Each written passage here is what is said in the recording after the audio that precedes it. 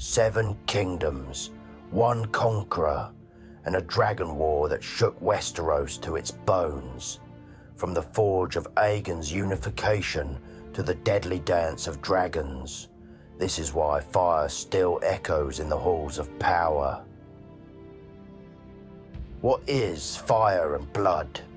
In this video, we'll embark on a fiery journey from the crackling heat beneath Valyrian's wings to the shattered bones of fallen dragons in the dance's bloody skies. Fire and Blood is George R.R. Martin's sweeping chronicle of Targaryen history.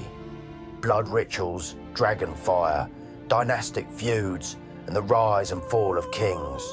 He lays bare the joys and terrors of ruling with dragons at your side, and the arrogance that brought empires to their knees.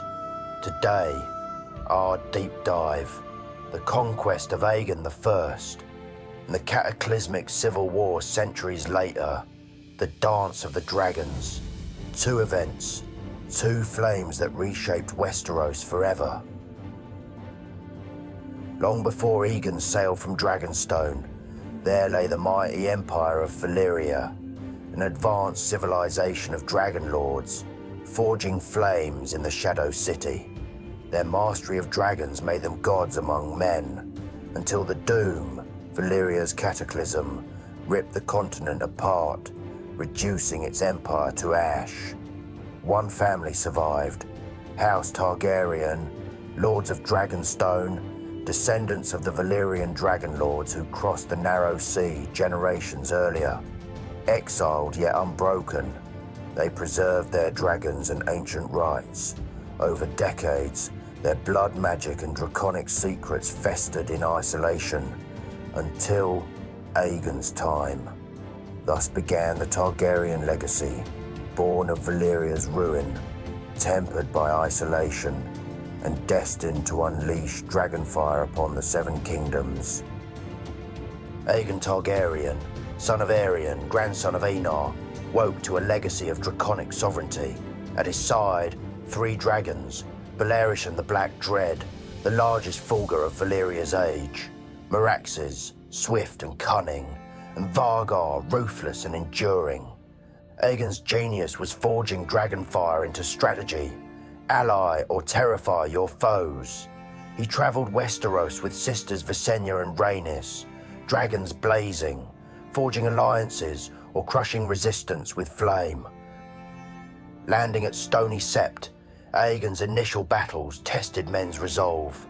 Armies trying spears, cavalry, and the small folk's weapons. None could stand. When armies gathered at the field of fire, Aegon unleashed them as a clenched fist of flame. Even the Dornish footmen, arrayed in piecemeal fashion, could do no more than burn. The field of fire, tens of thousands incinerated in moments, cemented Aegon's reign. Steel backed by flame isn't enough to hold a realm. Aegon married Lady Rhaenys and Lady Elia from influential Westerosi houses, forging pacts through wedlock. The Pact of the First Night allowed the Conqueror's men to take hostages at will, an unholy practice, but one that cowed dissenters. In dragonfire and marriage bonds alike, the foundations of Conquest were laid. From the ashes of Conquest rose King's Landing. Aegon selected a site poised on Blackwater Rush, central, defensible, symbolic. There he forged from 100 captured blades the Iron Throne, a seat born of sacrifice, glory and terror. His capital stood as a constant reminder, power through fire. Aegon's reign wasn't mere conquest. He governed wisely, uniting disparate laws, forging small councils, brokering alliances region by region. Yet rebellions flared, Storm's End refused, the North bristled, the Reach plotted. Each was smothered, often by dragons, sometimes by fortitude, diplomacy, or force. Aegon masterfully balanced force and guile, holding the realm until his dying day. Aegon's death passed the crown to son Aenys I. Unlike his father, Aenys was ill-suited to rule. Noble uprisings rose, leading to maiming and turmoil.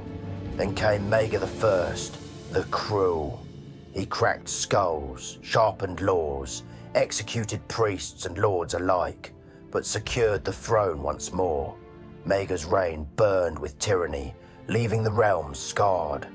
Only with Jaehaerys I, known as the Conciliator, did peace return. He welded the fractured reach, pacified the Stormlands, codified laws, shepherded dragons, and restored trust. His reign, woven of treaties, codices, and council, laid the platform for centuries. But beneath that peace, seeds of rivalry sprouted. Dragons made lords arrogant. Courtiers fanned faction lines. Small grievances fermented into deep divides. By the time of King Jaehaerys' distant successors, Viserys I, and then his heir Rhaenyra, the peaceful peace cracked into contention. Jaehaerys' law of succession was unclear. After Viserys' early death, a regency divided the court. Rhaenyra, named heir but female, faced grown lords who bristled at a queen. Enter her half-brother Aegon II, steered by the Green faction, royal councillors, nobles who preferred a man on the Iron Throne. Tensions simmered. The realm watched as courtiers chose sides, dragons flexed wings, and alliances formed like smouldering tinder. Two claimants, Black versus Green. Rhaenyra, the Black, Viserys' eldest child, claimed birthright, dragon, and oath. Aegon II, the Green, son by Viserys' second wife, claimed male birthright, favour by council. Dragons, once unity's pillars, broke into factions. Syrax, Rhaenyra's, versus Sunfire, Greens, Caraxes versus Vermithor. Wings drew lines like black and green ink. Skirmishes erupted at Harrenhal and King's Landing. The Greens seized the capital in a violent coup, nearly slaying Rhaenyra. Her loyalists retreated to Dragonstone. The realm split in half with lords choosing sides. Dragon-on-dragon duels ignited the skies. Battles at Rook's Rest. Harrenhal's skies filled with smoke and blood. The Greens, ruling from King's Landing, executed Black loyalists, lords and men alike. Ballrooms turned to killing fields. Dragonfire licked stone walls. The Blacks retaliated, sending fleets and flame to assault the capital. Entire garrisons fell in draconic collapse. Civilians perished in droves, whole villages incinerated by collateral draconic blast. The violence spiraled. Craven cruelty met righteous vengeance.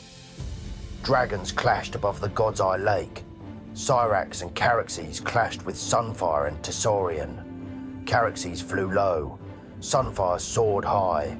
Dragonfire converged, and Syrax tumbled, screaming. A great sheet of flame washed the sky. The God's Eye shores burned. The battlefield strewn with scorched corpses of men and beasts. It was an apotheosis of flame, but a tragedy. Dragons died, riders died, realms crumbled. Dragons perished one after another. Syrax trapped under rubble. Caraxes felled mid-flight. Whole houses bled out. House Valyrian lost heirs, warships, in one sweep. Families extinct. Bloodlines, cut short like dragon's wing, echoed in the courts. Rhaenyra wept over dragon's bones. Her son, Aegon III, wandered among charred remains. Dragons gone, a queen's dynasty haunted by ruin. Black loyalists breached King's Landing, briefly reclaimed the city, only for betrayal to cut the victory short. Rhaenyra was captured, then executed savagely. Aegon II poisoned. The war staggered to a close as both factions were exhausted by grief and ash.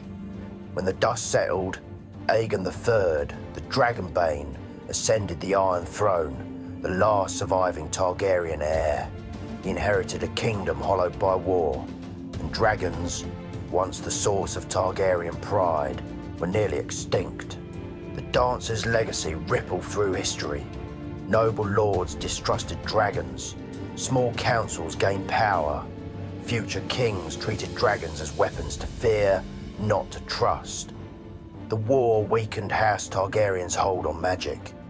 By the time of A Song of Ice and Fire, dragons were a memory, waiting to be reborn. The dance taught Westeros a lesson. Power by flame is perilous. Unchecked ambition burns both throne and realm. From Aegon's forging to Rhaenyra's ashes, fire and blood is both legacy and warning. For those who seek power, let history's embers remind you, dragons may come, but they also destroy. From the fire of conquest to the ashes of civil war, the legacy of House Targaryen is a tale both glorious and tragic. But Westeros remembers, and so do we. If this journey through fire and blood left you wanting more, don't just fly off. Subscribe for more deep dives into Westeros lore. Drop your favorite Targaryen moment in the comments. And if you loved it, share this with a fellow dragon rider. Until next time, Valor Morghulis.